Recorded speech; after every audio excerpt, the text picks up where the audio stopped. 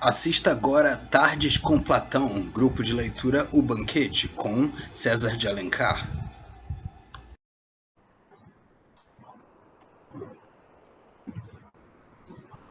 Isso é bacana também.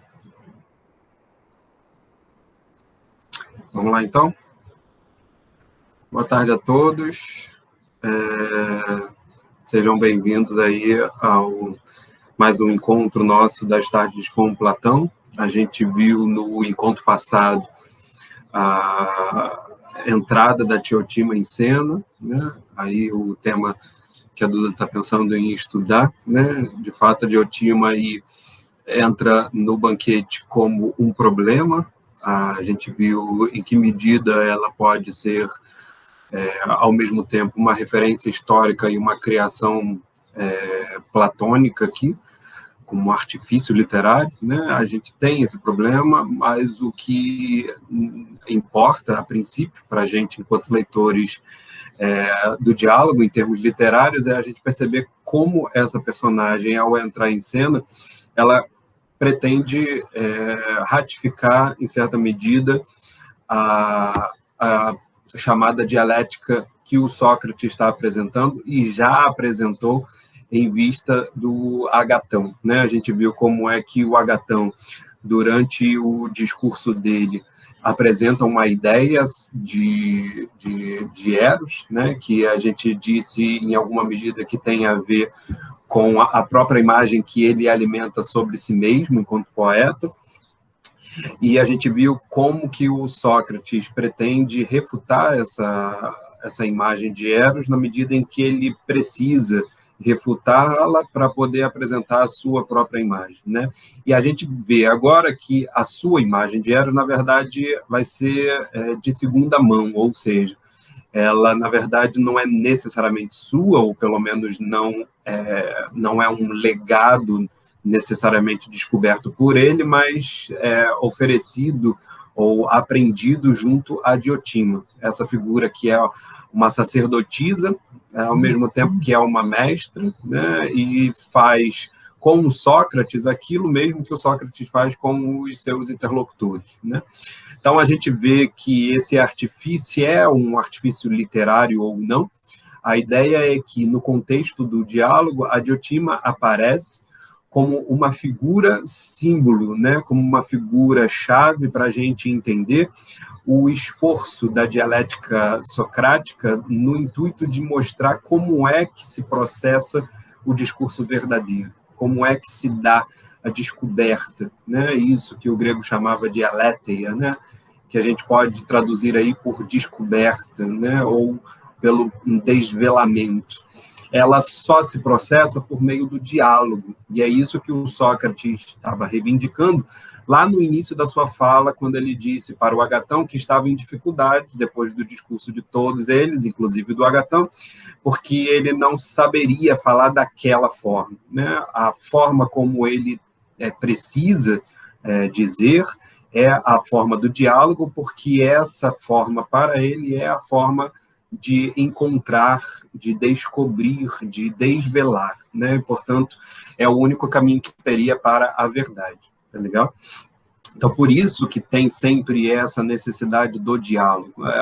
O diálogo começa já do Sócrates com o Agatão, fazendo essa refutação necessária para colocar determinadas premissas que vão ser importantes para o discurso do Sócrates, e agora o esforço de o Sócrates aprender algo através do diálogo com a Diotima, né? Essa sacerdotisa que, a princípio, teria o saber sobre ta erótica, e em relação ao qual o Sócrates se diz um sabedor também. Tá? A gente comentou um pouco no finalzinho do encontro passado, como é que esse paradoxo pode ter alguma solução, né? Vocês sabem que o Sócrates dizia que nada sabia, né? Só sei que nada sei, e em dois momentos ele se apresenta como sabedor das coisas eróticas, né?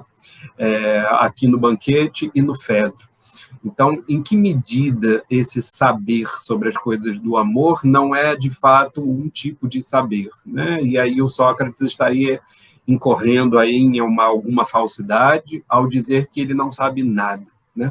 Ou, pelo menos, não teria a ciência de que ele sabe alguma coisa, né? Na verdade, isso é um paradoxo que vai ser resolvido conforme esse diálogo com a Diotima vai avançando, porque, no fundo, o que ele pretende mostrar é que o ta erotica, que é exatamente esse conjunto de saberes, né, entre aspas, que ele teria aprendido.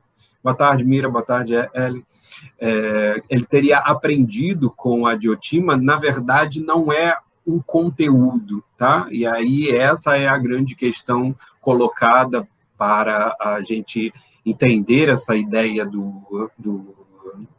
que o Sócrates diz de só sabe que nada sabe, né? Porque, em última análise, esse conteúdo tá erótica, ou esse aprendizado que ele tem, não seria conteudista, tá? Não seria um conjunto de saberes, né? Da forma como nós entenderíamos hoje, por exemplo, em vista de uma ciência, tá? Mas diria respeito a uma espécie de técnica, tá? Ou a alguns princípios direcionados para o exercício de uma atividade. E essa atividade seria a atividade pedagógica, né? Por isso que a gente tem insistido muito numa leitura possível do Banquete enquanto uma prática erótico-pedagógica, né? Exatamente por esse motivo, porque, em última análise, ta erotica não é senão essas coisas relativas ao modo que nós temos de aprender, né? E em última análise, isso que a filosofia está se pondo a apresentar, tá legal? Então, a gente vai voltar nisso um pouquinho depois, só para vocês terem mais ou menos uma ideia do que está aí em questão. A grande colocação aí da figura da Diotima diz respeito exatamente a essa encenação, digamos assim, da dialética socrática enquanto um caminho de educação, enquanto um caminho erótico para a educação. Tá? Então, ela, no momento em que ela é introduzida pelo Sócrates, ela vai agora. Então, veja que é o Sócrates que está narrando isso que está acontecendo para todo mundo que está no banquete. Né? Lembrem sempre da cena. Né? A gente está aí no banquete, nesse lugar, né, de confraternização. Chegou a vez do Sócrates falar, ele deveria fazer um elogio a Eros, e esse elogio a Eros vai ser substituído por uma espécie de aprendizado que ele teve com relação às coisas de Eros. Por que essa substituição se justifica? Porque, para o Sócrates, ele encontrou a verdade sobre Eros. E essa verdade sobre Eros é fruto do diálogo. Por isso que ele precisa narrar esse diálogo com a Diotima, para que fique claro como é que ele descobriu a verdade. E, ao mesmo tempo que ele narra, por meio de um diálogo, né, a sua descoberta da verdade de Eros, ele está convidando os ouvintes que estão ouvindo ele narrar esse diálogo a também descobrirem junto com ele a mesma verdade. Percebem por que, em alguma medida, a gente pode justificar o próprio Platão como um criador de diálogos, né? Como um narrador de diálogos? E não só o Platão, mas vários discípulos de Sócrates escreveram diálogos. E eles escreveram diálogos exatamente com esta ideia, ao que parece, né? De, por meio na narrativa de um diálogo em que é posta a descoberta de uma verdade, levar que os leitores a descubram também, tá legal? Mais ou menos essa ideia que a gente pode alimentar com relação ao diálogo e à dialética enquanto gênero textual, enquanto forma literária que a filosofia vai adotar nesse iniciozinho, tá legal? A Diotima, então, entra em cena como essa figura que vai apresentar para Sócrates o que é o amor, e a gente viu que o Sócrates é refutado na sua visão que, na verdade, supostamente seria a visão do Sócrates, né, ao mesmo tempo que seria a visão que o próprio Agatão tinha também, qual seja, de que o Eros é o amor, Eros é o deus da beleza, né, é um deus belo, como o Agatão dizia, e como Sócrates vai dizer, Eros é o deus da beleza. A Diotima refuta os dois predicados aí relacionados a Eros, né? Primeiro, que ele de fato seja da beleza, como o próprio Sócrates fez com relação ao Agatão. Ela mostra que ele não pode ser o deus da beleza, sendo que ele deseja a beleza, né? Então, desejar a beleza pressupõe que ele não a tenha, logo, o Eros não é um deus belo. E a Diotima vai mais a fundo ao fazer a refutação da própria divindade de Eros, né? E aí, nesse âmbito, Eros já não é mais necessariamente uma divindade, mas ele é um ser intervalar, né? Ele é uma espécie de intermediário, um meio termo, digamos assim, ou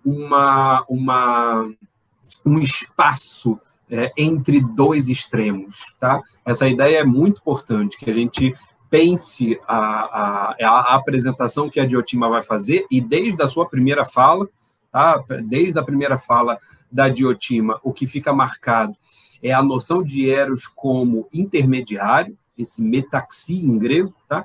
Metaxi tem a ideia exatamente de um intervalo, tudo aquilo que está entre dois extremos, e que, de alguma forma, faz a ligação, a vinculação entre esses dois extremos. Tá? Esse intervalo que se estabelece entre duas extremidades, entre dois polos, seria o que corresponderia ao metaxi grego. Tá? Então, desde a primeira fala, a Diotima está apontando para Eros como um metaxi, né? E não só em termos da beleza, portanto, ele não é nem belo nem feio, o Eros, ao mesmo tempo que ele também não é nem uma divindade, nem um ser humano. Ele é sempre uma coisa intermediária, tá? E ele está no âmbito daquilo que a gente passa a compreender, né, na cultura popular, de um modo geral, como o âmbito do espiritual, tá? Que não está nem no âmbito celestial e nem no âmbito terrestre, mas é um âmbito aí intermediário entre duas esferas, entre duas naturezas, ou entre dois extremos, tá legal?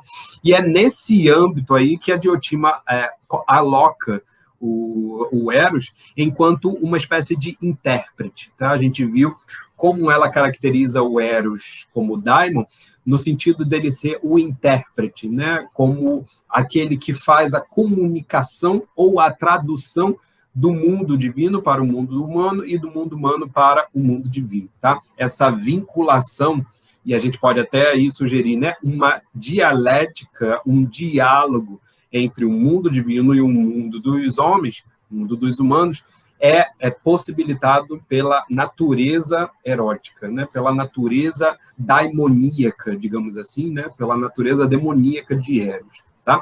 Então, a gente viu até no encontro passado, paramos aí, nessa parte em que a Diotima caracteriza o âmbito intermediário como um âmbito demoníaco, né? Como um âmbito daimônico, sempre no sentido grego.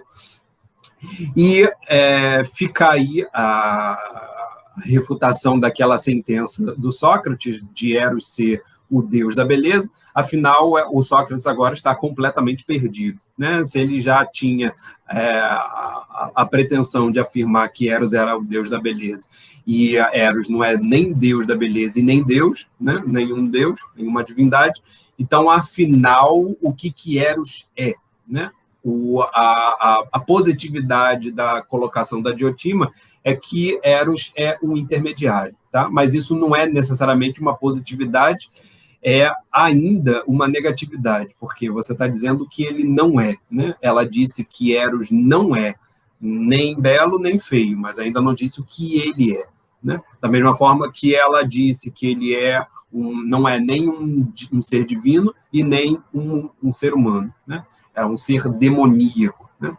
Embora o ser demoníaco já tenha uma positividade mais clara, né, dentro do contexto da religião grega, a gente ainda não sabe exatamente do que ele é feito, tá? Do que ele é a princípio. E é por isso que vai surgir aí a necessidade da colocação de uma espécie de genealogia de Eros, ou seja, agora é preciso que a Diotima consiga fazer uma narrativa sobre a origem de Eros, para que a gente possa entender, afinal, qual é a sua natureza. E é isso que ela vai fazer aí agora, onde a gente parou em 203A, iniciozinho do B, tá? Vocês têm aí o texto?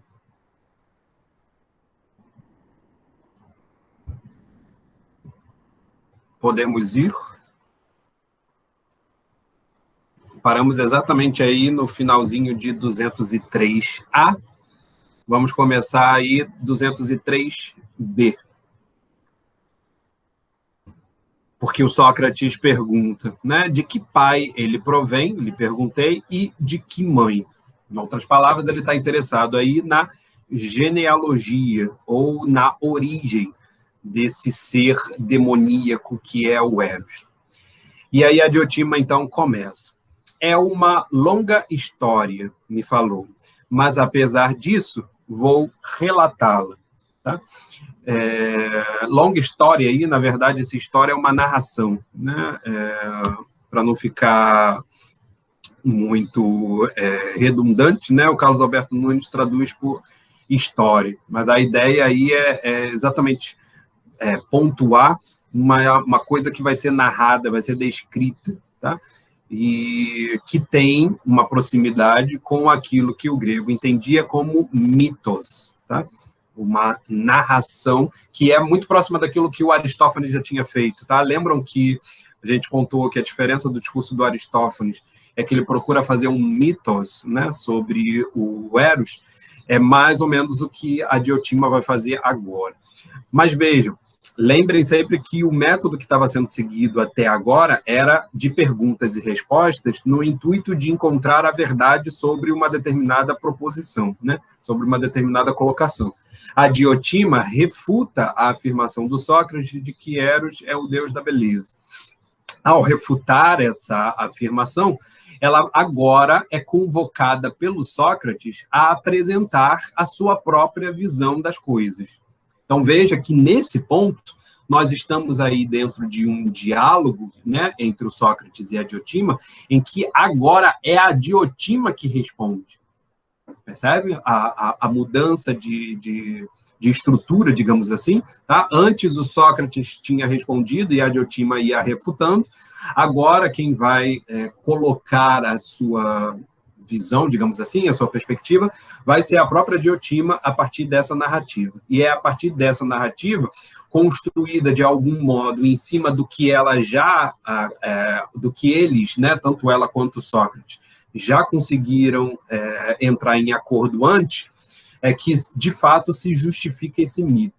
Em outras palavras, o mito dentro do diálogo filosófico, dentro da dialética, ele tem que ser corroborado por aquelas opiniões que já foram mutuamente, os interlocutores estão mutuamente de acordo com relação a elas. Então, veja, no âmbito do debate entre o Sócrates e a Diotima, eles chegaram a algum acordo, e o Sócrates concorda com isso, que o Eros deve ser um ser intermediário. É exatamente para fazer a explicação de por que Eros é um ser intermediário que a Diotima vai contar essa história. Então, não é uma história que está completamente descolada do que eles estavam fazendo antes. Tá? Vocês vão ver aí que ela vai fazer a vinculação depois dessa história com o debate que estava sendo feito anteriormente. Vamos ver, então, essa narrativa. No dia em que nasceu Afrodite, os deuses aprestaram um banquete, achando-se presente entre eles Poros, ou expediente, filho de Metis, ou invenção. Tá? O deus Metis é um deus, assim, muito falado na mitologia grega, exatamente porque é um deus que tem a ver não necessariamente com sabedoria ou com riqueza ou com conhecimento, mas com sagacidade, com inteligência. Tá? Metis é o deus da esperteza, da inteligência, daquela visão prática, né, que você tem com relação à aplicabilidade das coisas, quase um saber fazer, né? E poros é filho de met. E poros aí em grego, né, que o Carlos Alberto Nunes traduz por expediente, a gente poderia traduzir também por recurso, tá? Eu acho uma tradução mais interessante. Recurso, na tradução do blog, está traduzido com poros ou recurso. Recurso é uma boa tradução. Por quê? Porque recurso nos induz a pensar duas coisas. Aquele que tem alguma coisa, o Cavalcante traduz por recurso, né? Recurso é uma boa tradução, tá? Porque quando você pensa em recurso, você pensa aquilo que você já tem, né? Você tem acumulado, mas aquilo que você pode dispor, né? Recurso é alguma coisa que você tem à mão para poder utilizar no momento que você precise. Percebe que tem essa duplicidade? Boa tarde, Vanilson, tudo bom? Ver que a gente tem essa duplicidade com a noção de recurso, então parece que é mais interessante falar de recurso do que de expediente, tá? A gente está lendo aí 203b, tá? Naquele texto que está lá no blog, uma numeraçãozinha que tem bem do lado, né, do texto, tem uma numeração. Nessa numeração a gente está lendo aí a parte 203, a partir da parte 203b, tá? Letrinha B. Contando aí da história de Eros, tá? Então, esse Poros, que é o pai de Eros, digamos assim, né, que a gente está tentando traduzir por recurso, tem a ver exatamente, eu sugiro que a gente traduza por recurso, exatamente para conservar essa duplicidade, tá? E a mãe de Eros, ele vai dizer, né, já no fim do banquete, chegou pobreza. Aí ele traduz simplesmente a pênia por pobreza. Então, os pais de Eros é Ponos e Pênia, tá? Que são as palavras em grego, poros e pênia, né? E poros como recurso, pênia como pobreza, simplesmente. Ou, a gente pode dizer, uma falta de recurso. Vocês vão ver como é interessante que o Platão relaciona pobreza com aporia.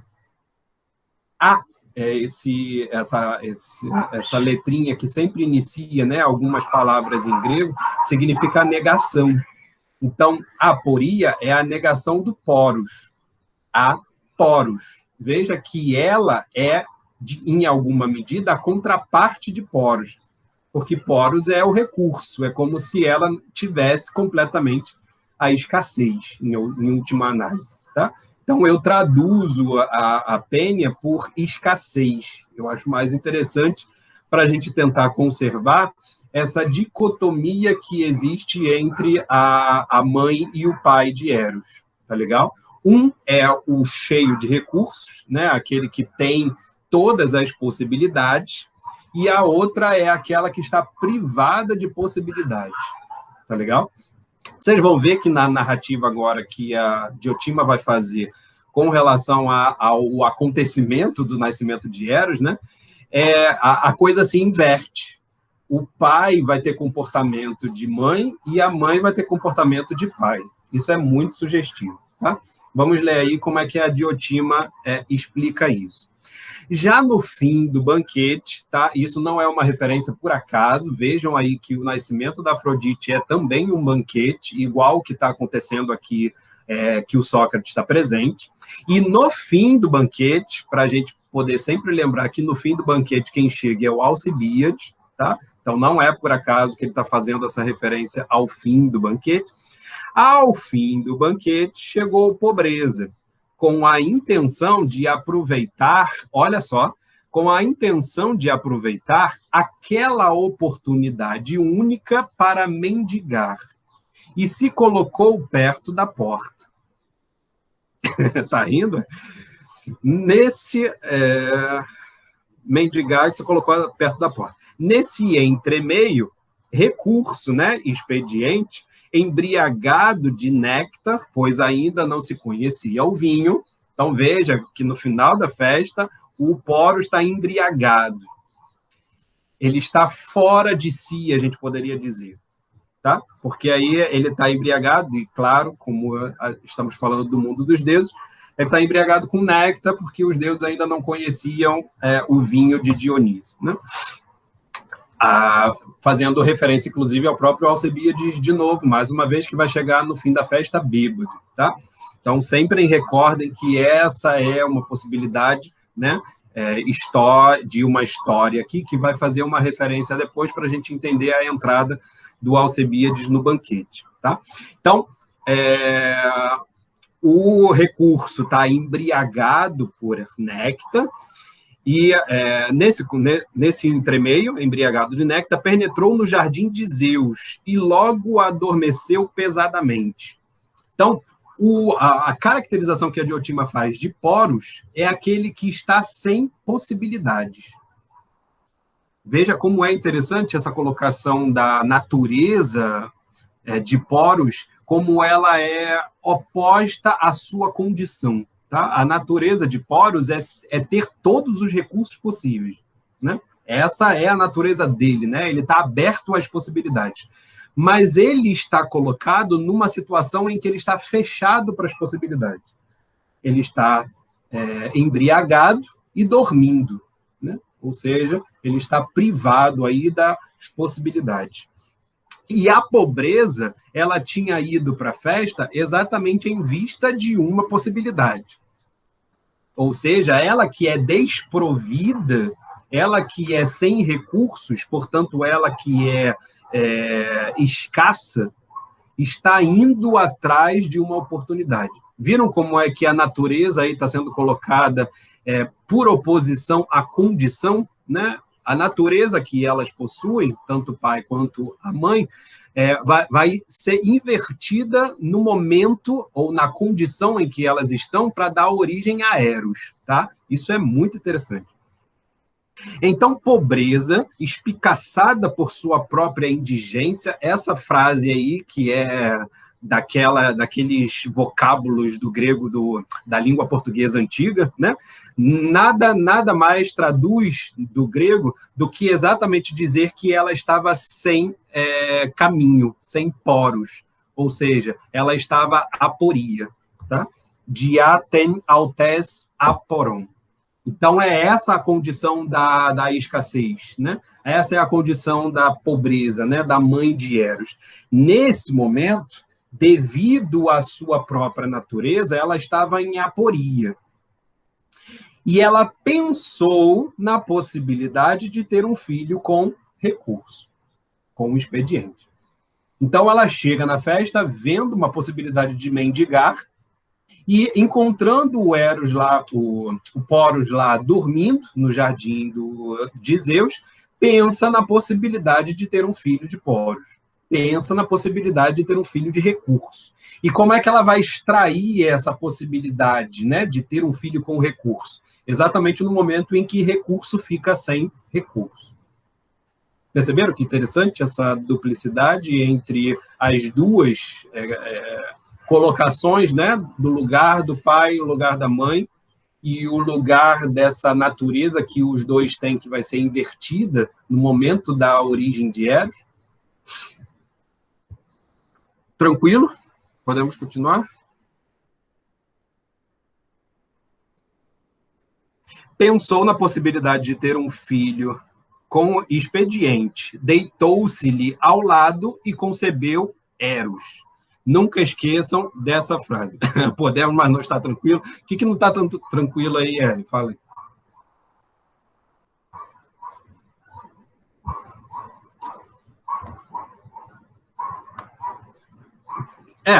Guardem a oposição, tá? Primeiro a gente está ouvindo a Diotima descrever, mas ela para ser paradoxal mesmo, tá? A ideia é essa, é que ele consiga mostrar,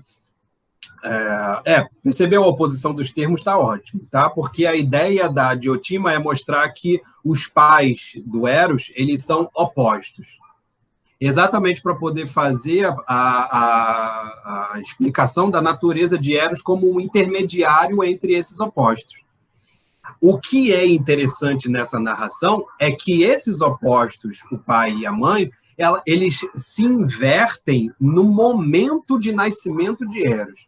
Ou seja, no momento em que Eros nasce, Poros está em aporia e a mãe, né, que é aquela sem recurso, que é naturalmente em aporia, encontra uma possibilidade. Então, ela encontra quem? Ela encontra Poros, que é todas as possibilidades ao mesmo tempo, percebe? Ela quer extrair daquele que está dormindo, que está em estado de aporia, exatamente a possibilidade que vai fazer com que ela não esteja em aporia, ou seja, que ela encontre um caminho, que ela encontre Poros, tá? Pensem sempre em Poros como caminho, como trajeto. Geralmente, Poros é usado no grego para falar exatamente de uma possibilidade que a gente tem de atravessar um rio, tá? Então, você tem aí a possibilidade sempre de um trajeto que é um atravessamento, em última análise, tá? Poros é sempre essa, digamos assim, né? Se você pensa nessa possibilidade de atravessar o rio, Poros é o recurso, são todos os recursos que você vai utilizar para executar uma tarefa, para executar uma função. Então, você só consegue atravessar o rio porque você reuniu todos os recursos possíveis para poder atravessar o rio. Percebe?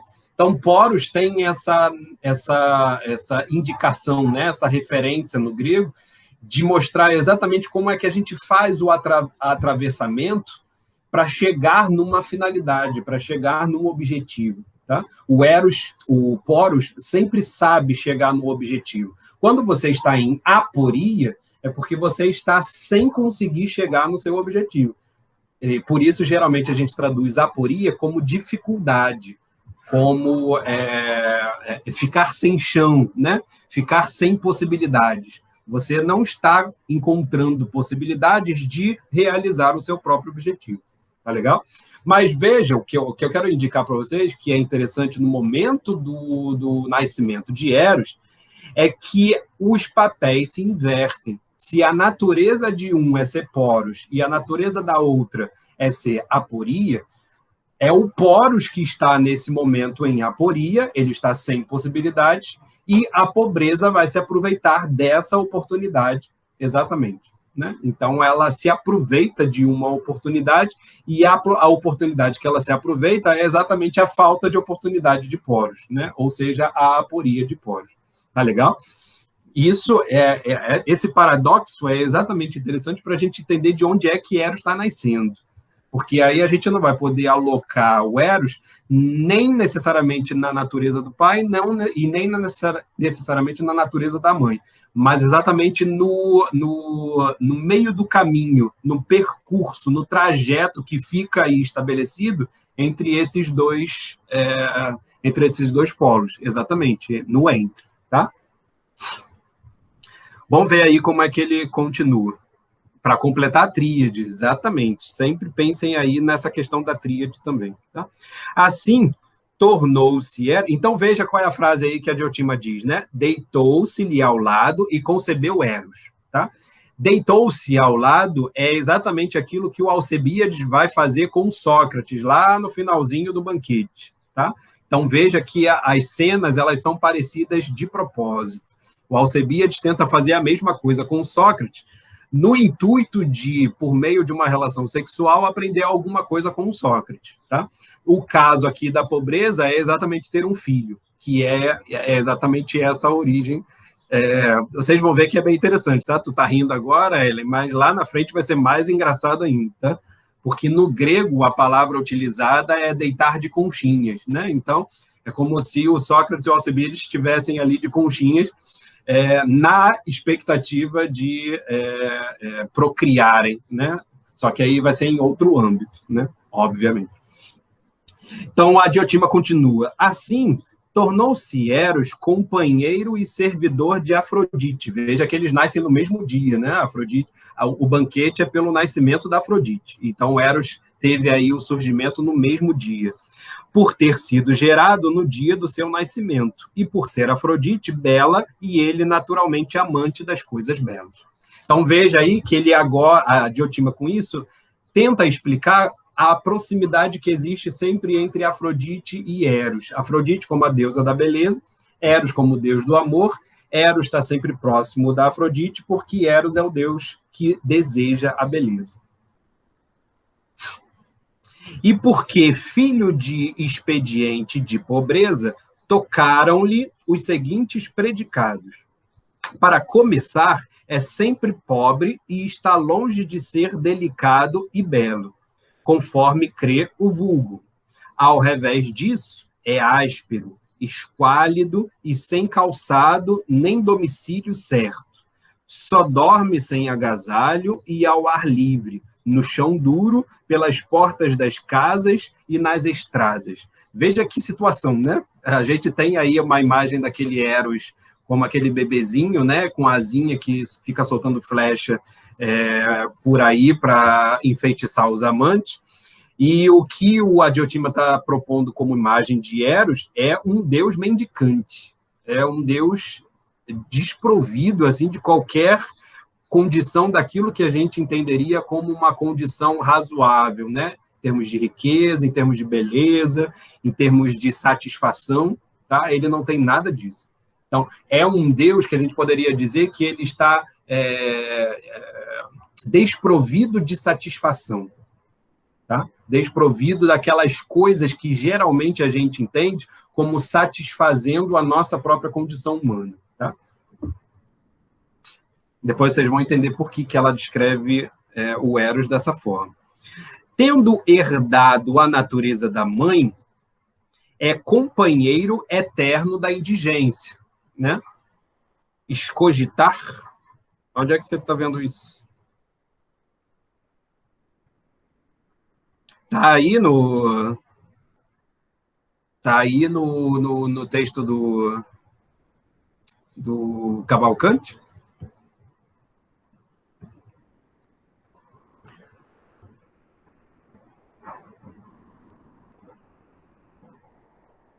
Não lembro de ter passado por escogitar.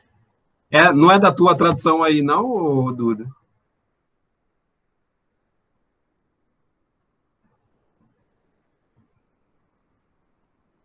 Ah, é a Elia que está perguntando. Escogitar ardis.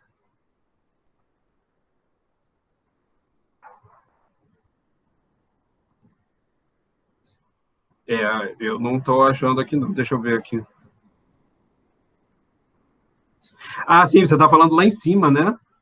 Lá quando ele fala da aporia, né? Expediente, pobreza com a intenção, penetrou nos jardins de Éden e logo... Então, não estou achando não, Ellen.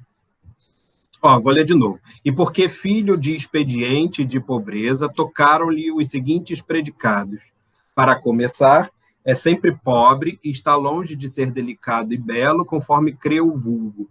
Ao revés disso, é áspero, esquálido. Ele está descrevendo aí a fisionomia e a condição física, né? Tudo aquilo que está no âmbito material do Eros.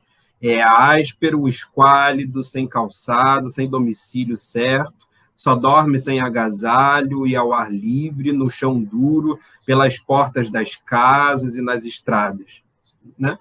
Era aí que eu estava lendo. Tendo herdado a natureza da mãe, é companheiro eterno da indigência. O que foi que a Duda está falando aí?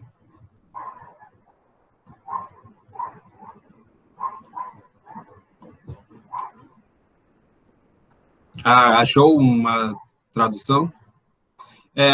Escogitar com criação de imaginação.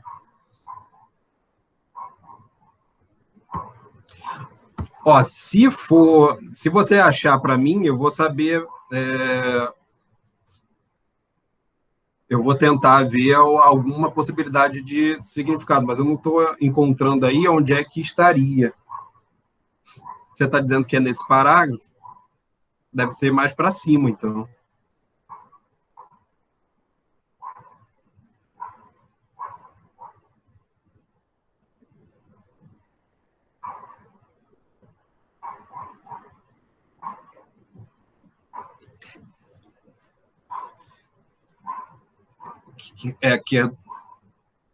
Então, foi essa que eu acabei de ler. Essa que eu acabei de ler é que vem é a que vem do pai. Agora ela vai falar, ah, tá, então vai ser mais para frente. Ah, tá, a gente ainda nem leu ainda, então calma, a gente ainda vai ler, calma. Agora que ele vai falar, tá? Por outro lado, como filho de tal pai, vive a escogitar ardis para apanhar tudo que é belo e bom. Ah, sim, aí sim, tem a ver exatamente com isso, né? É maquinar, escogitar tem a ver com maquinar.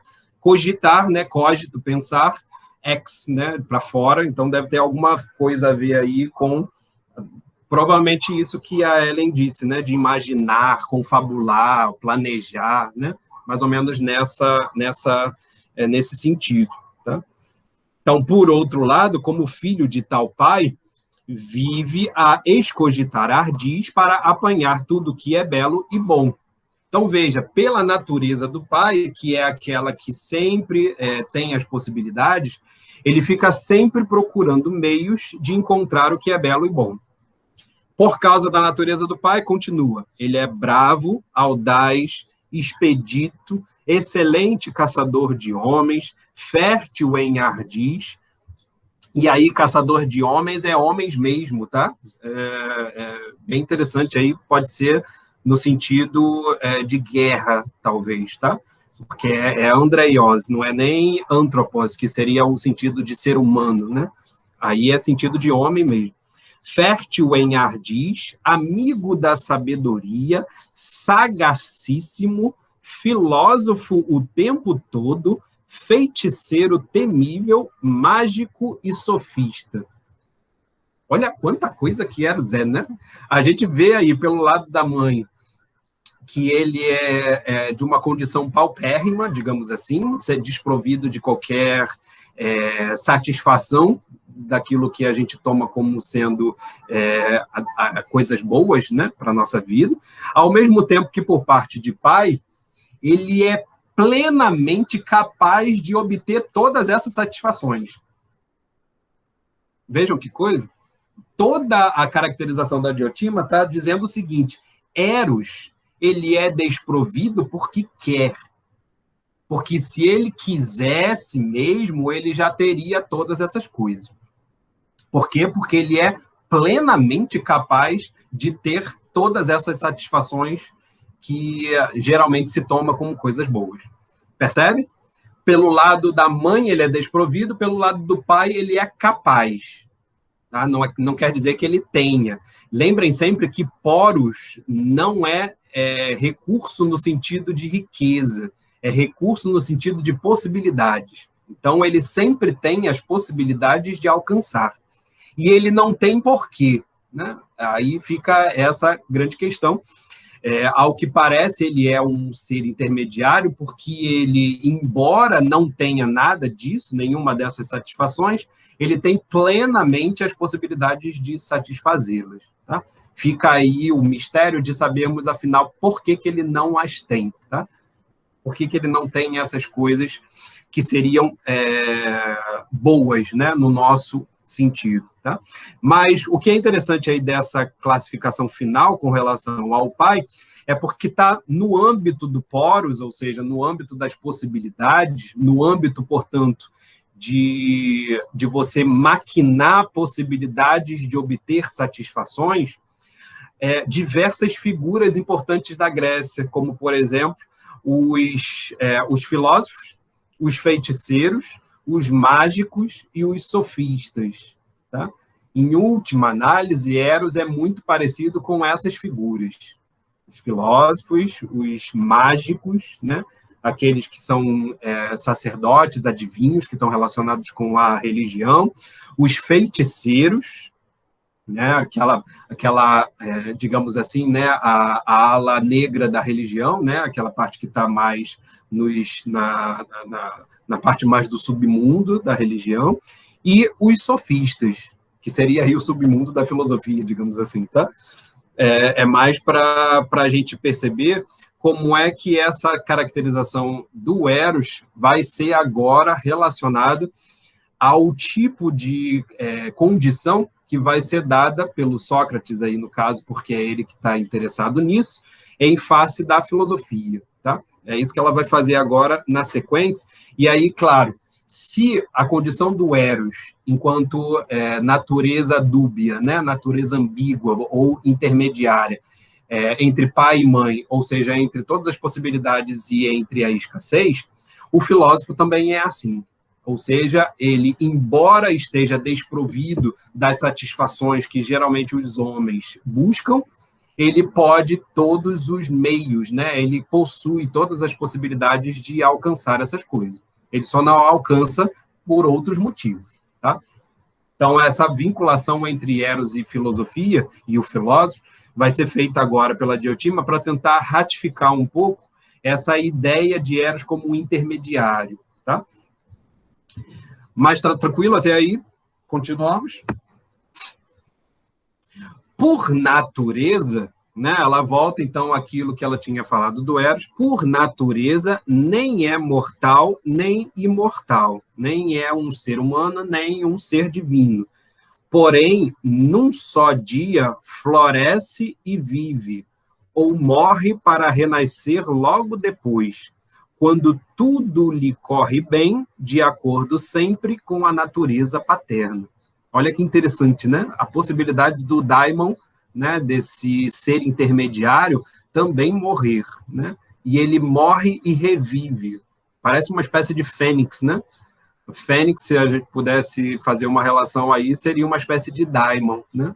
A fênix não é nem um ser material e nem um ser divino, seria uma espécie de ser intermediário aí que teria essa possibilidade de viver, morrer e renascer logo depois. Mas o que é interessante é que Eros, por ser de natureza dúbia, né, de natureza ambígua, portanto, tanto do lado do pai quanto do lado da mãe, estar aí numa espécie de intermediário, né, a gente entende esse intermediário exatamente como aquilo que participa tanto da parte do pai quanto da parte da mãe. E intermediário aí é exatamente isso, é você ter um pouquinho dos dois, ou os dois ao mesmo tempo, tá? Na verdade, o mais correto seria dizer assim, ele tem os dois ao mesmo tempo, tá? Ele é, ao mesmo tempo, poros, recurso, e, ao mesmo tempo, aporia, né? Escassez. O que adquirir hoje, perde amanhã. Olha que coisa, né? Pode ser que ele tenha obtido alguma riqueza ou alguma satisfação no dia de hoje, mas amanhã ele já perdeu e já está buscando outra coisa, né? De acordo, o que adquire hoje, perde amanhã, de forma que Eros nunca é rico nem pobre e se encontra sempre a meio caminho da sabedoria e da ignorância. E é aqui que ele faz aí essa proximidade com a filosofia e o filósofo. O filósofo é exatamente esse, que não está nem no âmbito do saber, da sabedoria, e nem no âmbito da ignorância. Ele é um amante da sabedoria. E ele ama a sabedoria exatamente porque ele não a possui. Tá? E a razão é a seguinte, né? Por que ele está a meio caminho da sabedoria e da ignorância? Porque nenhum dos deuses se dedica à filosofia nem deseja ficar sábio. Olha como é que a Diotima vai fazer a aproximação entre Eros e o filósofo, tá? Os deuses não querem a sabedoria, porque eles já a possuem. Os seres humanos, de um modo geral, são ignorantes. Existem seres intermediários que, embora não sejam ignorantes, também não são sábios. E exatamente por eles estarem nesse meio caminho, é que eles, pelo menos, buscam a sabedoria. E aí, buscar a sabedoria, portanto, se dedicar a amar a sabedoria, é se dedicar, em última análise, à filosofia. Tá? Então, nenhum dos deuses se dedica à filosofia, nem deseja ficar sábio, pois isso ele já é, né? O Deus, no caso. Tal como entre os homens não precisa filosofar quem já é sábio também. Mesmo aquele que dentre os homens seja sábio, ele não precisa filosofar exatamente porque já possui o poder. Por outro lado, os ignorantes também não se dedicam à filosofia nem procuram ficar sábios, né? Exatamente isso que eu estava falando. Para concluir, ela diz: a ignorância apresenta esse defeito capital, é que, não sendo nem bela, nem boa, nem inteligente, considera-se muito bem dotada de todos esses predicados. Quem não sente necessidade de alguma coisa, não deseja vir a possuir aquilo de cuja falta não se apercebe. Né? Essa frase é maravilhosa, vou ler de novo. Quem está aí na condição de ignorante, né, a gente já entendeu a condição do sábio. A condição do sábio é aquele que, sabendo, ele não procura saber. Né? Porque se ele já sabe, ele não procura mais saber. Mas o ignorante, ele também não procura saber, porque ele nem sabe que não sabe. E porque ele não sabe que não sabe, ele está sendo vítima da pior das situações. E é isso que ela fala aí, em termos de um defeito capital, né? Um erro dos mais terríveis, digamos assim, tá? Aqui em grego é kalepon amatia. Kalepon é difícil, né? Aquilo que é o mais trabalhoso, e amatia é ignorância. Então, veja, isso que o ignorante está aí, essa condição em que o ignorante está situado, né, está colocado, é das piores, exatamente porque ele se arroga saber. E é por isso que ele, se arrogando saber, não busca saber, né, não busca sair da sua ignorância. Então, o ignorante é aquele que, não possuindo o saber, acredita que sabe. E aí, vai dizer aí a Diotima nessa frase lapidar, final: quem não sente necessidade de alguma coisa, não deseja vir a possuir aquilo de cuja falta não se apercebe. Se eu não tenho falta, se eu não sinto a falta, se eu não percebo que eu tenho a falta disso, é claro que eu não vou desejar possuir aquilo. É claro que eu não vou me colocar, né, nessa situação de desejar. Nesse caso, Diotima, perguntou Sócrates, quem é que se ocupa com a filosofia, se não o fazem nem os sábios, nem os ignorantes? Até para uma criança, olha como a Diotima zomba do Sócrates, né? Até para uma criança, me respondeu, é claro que são os que se encontram entre uns e outros, estando Eros incluído nesse número. A sabedoria é o que há de mais belo. Ora, sendo Eros amante do belo, necessariamente será filósofo ou amante da sabedoria, né? Que é a mesma coisa. E, como tal, se encontra colocado entre os sábios e os ignorantes. Percebem por que o Sócrates dizia que ele só sabe que nada sabe? Porque ele agora se apercebe da sua ignorância. E, se apercebendo da sua ignorância, ele se põe como desejante. Ele se põe como disposto a buscar saber. E é por isso que ele está aí situado exatamente como um intermediário, né, entre o sábio e o ignorante, ou seja, aquele que acha que sabe, mas não sabe, e aquele que sabe realmente e não precisa saber mais. A razão desse fato, vamos encontrá-la na sua origem, né? E aí, mais uma vez, a Diotima volta à genealogia de Eros. Ele descende de um pai sábio e rico em expedientes, ou seja, em recursos, e de mãe nada inteligente e de acanhados recursos. Tá? Esse nada inteligente aí é bem uma afronta, né? Porque em grego aqui está o sofés, né? Como se ela não fosse sábia, né? Não é necessariamente inteligente a palavra, mas é como se ela tivesse desprovida de recursos e de sabedoria, né? Em última análise, ela estaria aí no polo da ignorância. Essa, meu caro Sócrates, é a natureza de tal demônio, né? O daimon, que é exatamente a natureza do Eros. Eros é um daimon, porque ele está situado como um ser intermediário entre a riqueza de possibilidades ou de recursos e a escassez de recursos e de possibilidades. Da mesma forma que o filósofo está colocado entre a falta de saber e a busca, a obtenção do saber. E por causa disso, né, por ele ser um intermediário entre esses dois polos, ele nem é um ignorante, porque ele, na verdade, sabe que não sabe, mas ele também ainda nem é um sábio, porque ele está buscando saber. Então, é como se ele estivesse no trajeto entre uma ignorância e uma sabedoria. Está em aporia, Duda, que foi... Qual a aporia?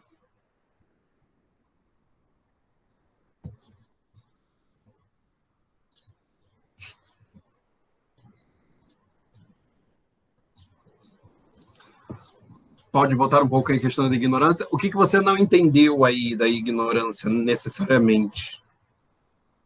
Porque antes, a Diotima fala da ignorância em termos de o pior dos males, digamos assim, né? Porque ela acredita que possui algo que ela não possui. E aí, por acreditar, a ignorância é só aquele que não reconhece a própria ignorância. Exatamente por isso, tá? Porque a Diotima tinha colocado aí a ignorância no âmbito de ser o mais terrível, né? Ter o mais terrível dos efeitos, exatamente porque o ignorante acredita que já possui aquilo que ele não possui.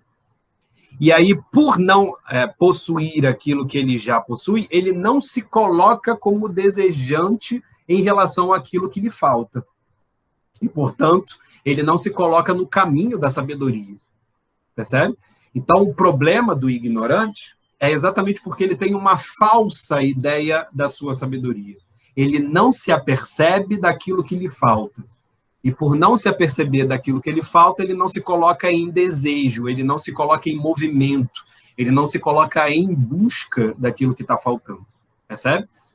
Então, o filósofo se distingue do ignorante porque, ao menos, ele sabe que não sabe. E aí, no momento em que ele sabe que não sabe, ele se põe a buscar exatamente aquilo que está faltando. Exatamente aquilo que ele ignora. Exatamente aquilo que ele sabe que não sabe. Né? Percebe isso? Uma sabedoria ilusória... Deixa eu ler. Podemos dizer assim? Esse é o ignorante ao extremo? Sim, em última análise é possível dizer que sim, né? Num extremo você tem a sabedoria verdadeira, ou aquele que de fato sabe, e no outro polo você teria aí a sabedoria aparente, né? Ou a sabedoria que de fato é uma falsidade, né? Ela acredita que sabe, quando na verdade ela não sabe. Lembram daquilo que eu falei com relação à tríade, né? Para vocês guardarem essa noção de tríade, porque sempre tem aí uma implicação entre esses três fatores, mais ainda no caso do intermediário. Por quê? Porque no caso do intermediário, ao que parece, sempre há uma possibilidade, né? Ou um dos polos sempre está em mais evidência do que o outro, né? Isso é muito evidente, por exemplo, no meio termo do Aristóteles, né? Quando você tem que definir a coragem, você não define a coragem como a ausência de medo. A coragem não é ausência de medo. Ela está no meio termo, né, entre dois extremos. Entre aquele que é sem temor, né, aquele timorato que não teme a nada, e aquele que é o covarde. O covarde é aquele que teme tudo. Né? Então, entre temer tudo e não temer nada, existe a virtude da coragem. A coragem, no entanto, ela está muito mais próxima do não temer nada do que temer tudo, percebe? Porque, em alguma medida, você não vai temer a maior parte das coisas no momento que você se mostra corajoso. Tá? Ou, às vezes, a coragem se realiza exatamente como a superação de determinados medos, de determinados receios. Então, percebe que, no âmbito do intermediário, para o Aristóteles, é como se a virtude, né, coloca aqui um gradiente entre 0 e 100, é como se a virtude da coragem estivesse ali entre 80 e 90, percebe? Ela não é a ausência completa de medo, mas a coragem se define como É a possibilidade de você só temer aquilo que de fato é digno de ser temido. Então, você aí é virtuoso, é corajoso, no momento em que você vence determinados medos que não são dignos de ter. Percebe? O que eu quero mostrar com isso? É que, em alguma medida, todo intermediário ele parece se aproximar de um dos polos. No caso aqui, dessa tríade entre ignorância, sabedoria e filosofia, né, como uma espécie de intermediário, a filosofia está sempre mais próxima da sabedoria do que da ignorância. Por quê? Porque é em vista da sabedoria que o filósofo se coloca, né? É como desejante da sabedoria que o filósofo se coloca. Então, ele se descola daquela situação extrema da ignorância, porque ele eliminou de si mesmo a falsa sabedoria. Ele eliminou de si mesmo aquela ideia de que ele realmente sabe, né? E aí ele, disposto a buscar a sabedoria, é exatamente estar disposto a não estar preso àquele extremo. A sabedoria extrema é dos deuses, mas aqui a Diotima coloca, inclusive, uma sabedoria possível para aquele que é sábio. Tá? Então, em alguma medida, o sábio seria muito próximo dos deuses, exatamente porque possui esse tipo de saber extremo. Tá? Não está sendo colocada aqui em questão se, de fato, aos seres humanos é possível ser sábio ou não. Tá? Nesse momento, a Diotima não se coloca esse problema, e, na verdade, ela em alguma medida, assume que existe a possibilidade de alguns seres humanos serem sábios, né? Portanto, de terem aí essa sabedoria extrema, né? Ou essa sabedoria dos deuses, tá? Mas, nesse caso aqui, você tem essa possibilidade, tá? Tranquilo? Deixa eu fechar aí, então, essa ideia da Diotima com relação ao demônio. Ela vai dizer, então, a razão desse fato, vamos encontrá-la na sua origem, ele descende de um pai sábio e rico em expedientes, e de mãe nada inteligente e de acanhados recursos. Essa, meu caro Sócrates, é a natureza de tal demônio, de Eros, né? Não é de admirar a ideia que fazias do amor, né, no passado. Pelo que posso concluir do que disseste, imaginavas que, olha que interessante essa colocação da Diotima, imaginavas que o amor fosse apenas o indivíduo amado e não o que ama. Pois, quero crer, ele se te afigurava tão belo. Pois, por isso, quero crer, ele se te figurava tão belo. Pois, em verdade, aquilo que amamos é realmente belo, delicado, perfeito e bem-aventurado. Lembra das qualidades lá do discurso do Agatão? São exatamente essas que a Diotima resgata aqui. Mas são qualidades, vai dizer ela, que são relativas ao amado, ao objeto do amor, e não necessariamente ao amor em si mesmo. Porém, o amante é de natureza muito diferente, conforme te expliquei. Tá legal, gente? Perceberam aí a colocação da Diotima, fazendo a caracterização dessa natureza de Eros a partir da genealogia de Eros? É possível a gente entender como é que se define esse intermediário. Tá? Esse intermediário, ou seja, esse intervalo entre dois extremos, ele se estabelece como um movimento, né? Exatamente um movimento de saída de um extremo para o outro. Tá legal? A situação intervalar aqui, né, entre os dois extremos, corresponde exatamente à possibilidade que se tem de você sair de um âmbito para ir para outro. Tá? Então, a gente pode, com isso, voltar àquela colocação que eu tinha feito lá no início do nosso encontro, com relação a Eros, se Eros era feio ou belo. Lembram disso? Que era uma das respostas que a Diotima não tinha dado. Com relação a essa caracterização, se o Eros é um daimon, e o daimon é um ser intermediário, que faz uma espécie de tradução, de percurso, de caminho de desejo de um polo a outro, essa transição que configura o espectro intermediário, essa transição que configura aí o momento desejante no qual a gente entende o Eros, né? Em relação ao qual a gente entende o Eros, a gente pode dizer que Eros é um ser que parte, né, da consciência de que ele não é feio, mas que deseja o belo. E aí, por isso, ele tem essa situação intermediária entre a feiura e a beleza. Ele não tem nada a ver com a feiura, da mesma forma que ele não tem nada a ver com a ignorância. Mas esse nada a ver com a ignorância diz respeito ao seguinte, porque ele busca o outro extremo, ele busca o outro polo. Então, ele está se colocando como afastando-se de um extremo para ir buscar o outro.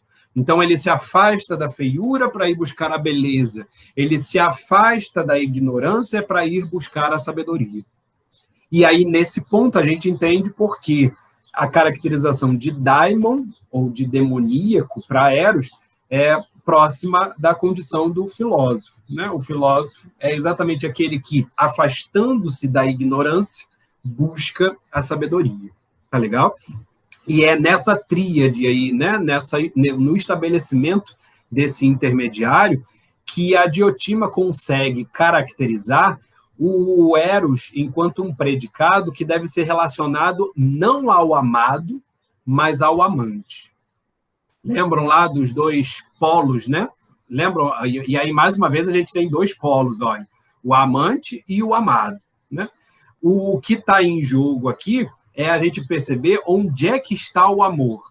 Então, desde o discurso lá do Fedro, passando pelo Pausanias, o Erexímaco, toda a questão da relação entre o Erastés e o Herômenos, né, entre o amante e o amado, estava pautada para explicar o Eros, enquanto essa divindade que regia, de algum modo, a relação entre esses dois indivíduos, né? E aí regia essa relação de variadas formas, né? Seja entre duas mulheres, entre dois homens, entre um homem e uma mulher, como o próprio Aristófanes expôs. A grande questão que vai ser colocada aqui é o Eros, ele é muito mais apropriado quando nós classificamos o Erastés, ou seja, o amante, muito mais do que o amado. Então, é como se o Eros fosse um predicado que classifica um dos polos. E esse polo é exatamente aquele que, na sua terminologia, tem exatamente esse movimento. Veja, o amante, né? Até na própria tradução que a gente tem, né? Amante aí tem a ver exatamente com esse movimento de você se dispor a amar, de você se colocar disponível ao amor, de você se colocar em movimento em relação a esse amor. O amado tem a noção de o efeito, né? Daquilo que está sofrendo o amor, e não necessariamente daquilo que está realizando o amor. Por isso que a Diotima vai alocar, em última análise, o amor no âmbito do amante, né? O Eros, ele é muito mais apropriado para descrever o amante do que o amado. E isso é importantíssimo, tá? Por quê? Porque no discurso do Sócrates, o Eros vai estar próximo do Sócrates, enquanto uma imagem do filósofo, e no discurso do Alcibíades, o Eros vai estar próximo do Alcibíades. Por quê? Porque a Alcibíades vai ser o amante de Sócrates. Tá legal, gente? Tranquilo até aí? Deu para compreender esse mapeamento, digamos assim, dessa caracterização que a Diotima faz do Eros, enquanto a sua genealogia entre dois extremos para poder definir a sua natureza, que a Diotima fez foi esclarecer qual é a origem do Eros e, a partir dessa origem do Eros, esclarecer qual é a natureza do Eros. Tranquilo?